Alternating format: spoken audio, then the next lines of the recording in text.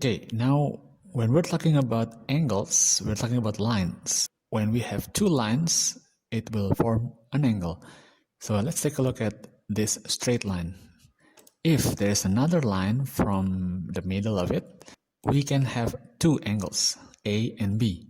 When you add A and B, the total will be 180 degrees because it forms a straight line. Straight line is 80 degrees. Even if we have more than two angles like this, three angles, A, B, and C, the total will also be 180. So to get what is C, we need to do subtraction. 180 minus A minus B equals to C. How about this? When we have many angles starting from the same point, the middle one, the total of all of the angles will be 360 degrees. So A plus B plus C plus D equals to 360, and to get what is D, that will be 360 minus A minus B minus C. Now let's take a look at these two lines. Both are straight lines and they meet in the middle.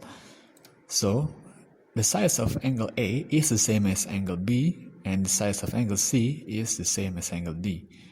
Based on what we know so far, we also can conclude that A plus D equals to 180. The same goes with A plus C, D plus B, and C plus B.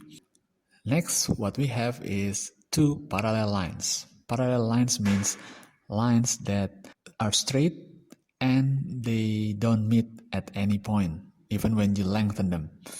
Okay, both go to the same direction. Now, if you have a line that crosses through both of them, we will have some angles form. Then both angles shown in here, A is equal to B. The same with C equals to D. However, A plus D will be 180 and B plus C will be 182.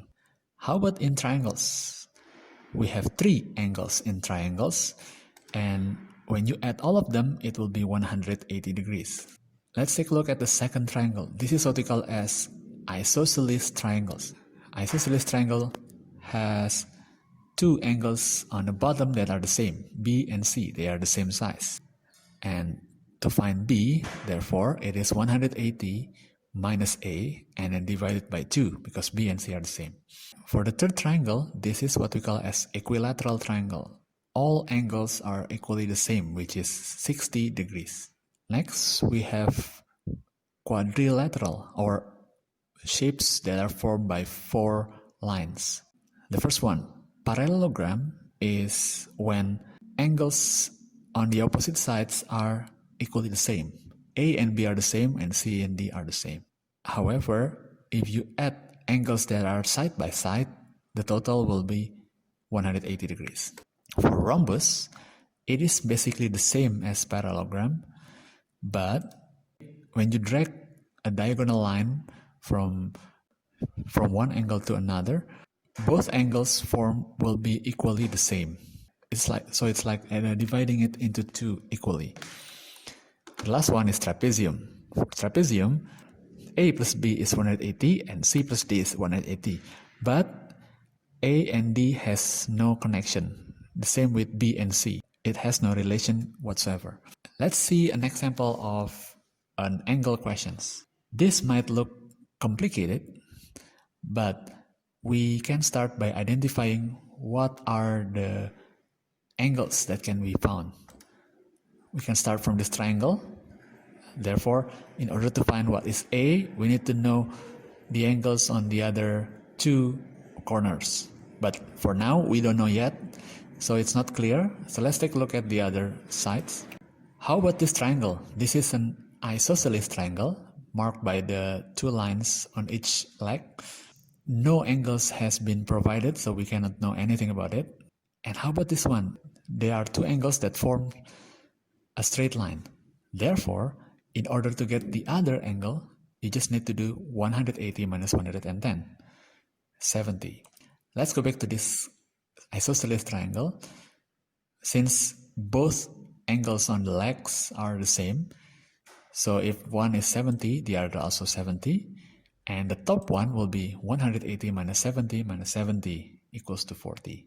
Now let's take a look at the bigger triangle again. We have both corners filled. One is 70 and the other is also 70 because it's 40 plus 30. So A will be 180 minus 70 minus 70. Next questions will be like this. Let's start by identifying what we know so far. First of all, to get A, we need to know what is the other side of that angle because they are supposed to be the same. But we don't know yet, so let's take a look at other elements. Let's take a look at this parallelogram. Remember that angles that are opposite to each other should be the same. But in this case, we don't know anything about it yet. What we know is only the 120 degrees, but it is not one of the angles in the parallelogram. Let's take a look at this isosceles triangle, upside down triangle. Since we know that the head or the top is 120 degrees, we can conclude that the leg will be 180 minus 120 divided by 2, 30. And since both of them are the same, both of them are 30, let's take a look at the parallelogram again. We know one of the corners now, which is 30. So the other side of it will also be 30. And remember that angles that are side by side must be 180. So to find out this angle, it will be 180 minus 30, 150. And let's go back to this angle now.